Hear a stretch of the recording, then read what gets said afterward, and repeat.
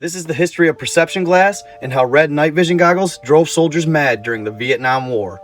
Late last year, reports coming out of a small town in northern Russia alleged that citizens were finding shattered glass that seemingly fell from the sky. But according to residents, this was no ordinary glass. Their claim is that when they looked through it, they would see things otherwise not visible to the naked eye. The following video was posted by a Russian citizen on YouTube, showing how this glass works. Check it out and let me know what you think in the comments. Еще, короче, целый час там простоял. Нифига больше не увидел. Ладно, давайте, всем пока. Всем привет. Мне сказали, что в ролике у меня еще 2 шара пролетает мимо. Смотрел. Точно. Сейчас смотрим. Обычное небо, обычные люди, блядь, ходят, все нормально. Оп.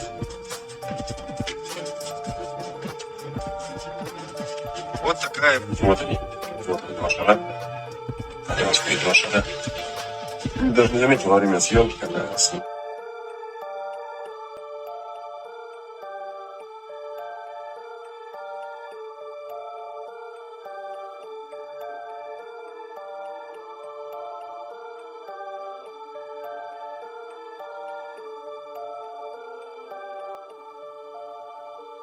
Needless to say, after seeing this video, I dug into the subject, and here's what I found. During the early 1920s, a scientist by the name of Walter Kilner experimented with a chemical derived from coal tar, known as Dicyanin. This synthetic blue dye was originally intended for use in sensitizing of photographic plates.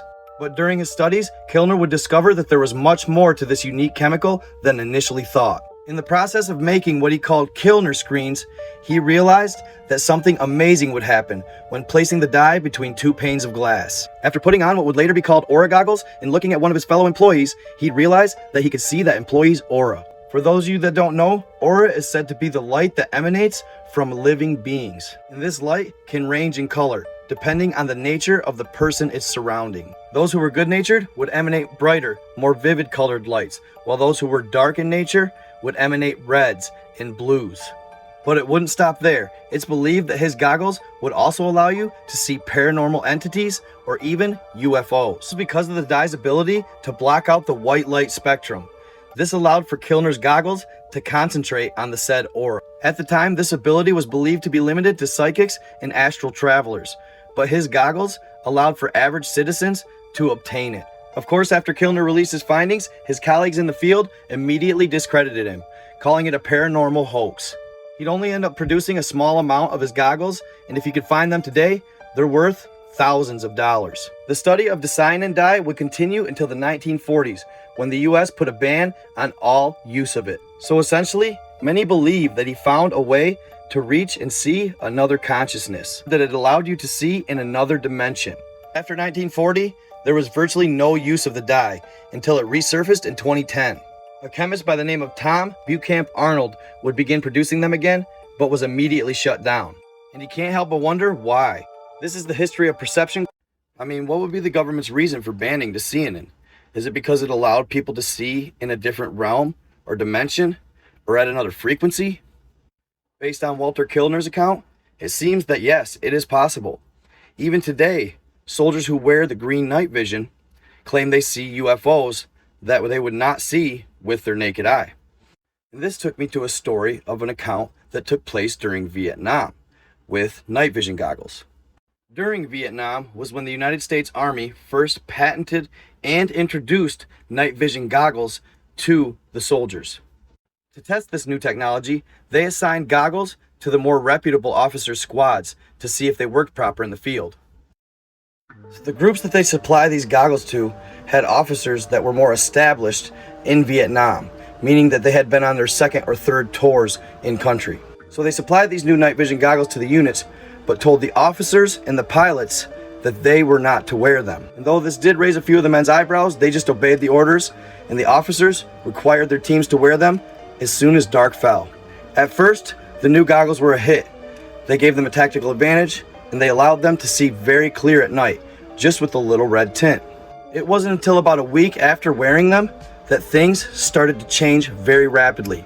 First, it was the officers that noticed the men who were wearing them were acting out of character, almost angry. Not only that, but they noticed that they would dart glances up into the trees, looking at things that were seemingly not there. Next, the soldiers would start to fight amongst each other, and the group would just implode and come to a horrible ending. In one case in particular, an officer had been to Vietnam for his 3rd tour. He was more widely known and a very responsible leader. He wanted to get back home after the war, so he really watched his P's and Q's.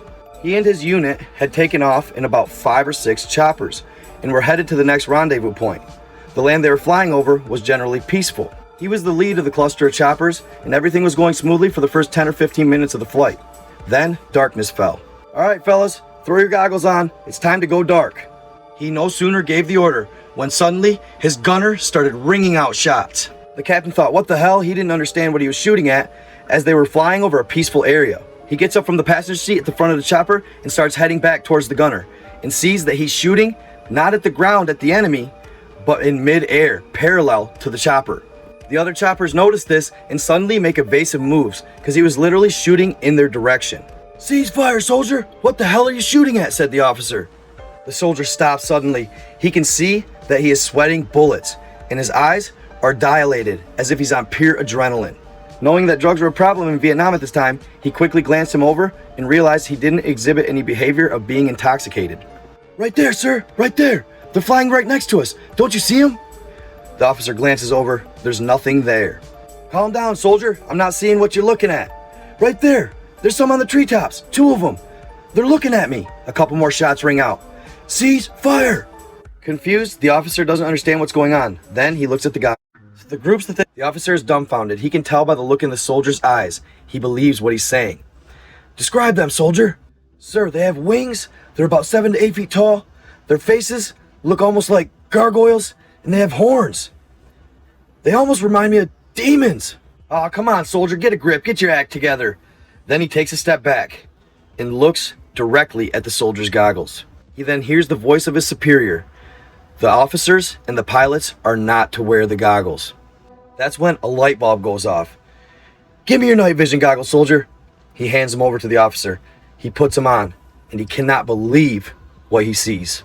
Off in the distance, looking at him, are 2 winged creatures that look like demons straight from hell. They look at him and then back at each other, and it seems as if they are saying something. And then suddenly, they look at him and begin flying straight at him. He rips the goggles off. What the hell was that? After tearing the goggles off as fast as he could, he looks back up, and they're gone. What in the world did I just see?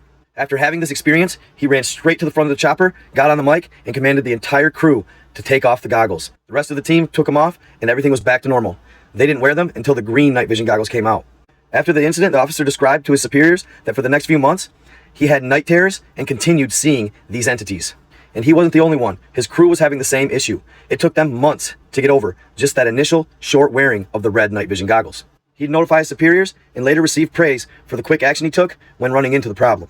They'd soon find out that the night vision being in red was what allowed them to see these evil entities. For some reason, the combo of red and the night vision combined allowed them to see almost in another dimension, much like the Dicyanin. And the majority of the soldiers that experienced these night vision goggles all say the same thing. They were all around them, and it seemed as though they were around us at all times. We just don't see them because they're at a different frequency. They'd eventually switch to the green night vision goggles and have no more issues for the rest of the war. But even today, soldiers claim that when using the green night vision goggles, that they often see UFOs that they would have never seen with the naked eye. So what do you think? Do you think these different colors allowed them to see into another realm? Could we be surrounded by angelic beings? Let me know in the comments. So there you have it, my people.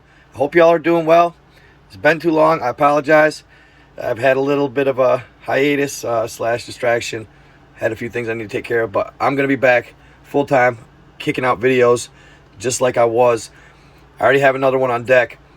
Really good storyline, really interesting.